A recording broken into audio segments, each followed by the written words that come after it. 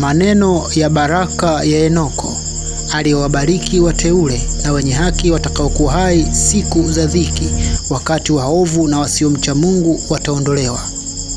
Akaanza methali yake na kusema, Enoko, mtu mwenye haki ambaye macho yake yalifunguliwa na Mungu, aliona maono ya mtakatifu aliye mbinguni yaliyoonyeshwa kwake na malaika.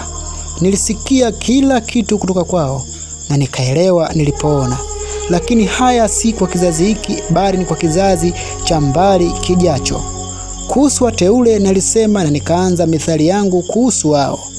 Mtakatifu mkuu atatoka katika makazi yake, na Mungu wa milele atakanyaga juu ya dunia, juu ya mlima Sinai, na ataonekana katika kambini mwake kwa nguvu ya uwezo wake kutoka mbinguni pa mbingu.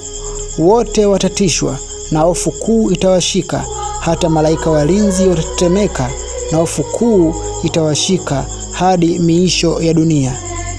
Milima mirefu itatikiswa na vilima vya juu vitashushwa na vitayeyuka kama nta mbele ya moto. Dunia yote itapasuliwa vipande vipande, na vyote vilivyomo juu ya dunia vitaangamia, na hukumu itafanyika juu ya wanadamu wote.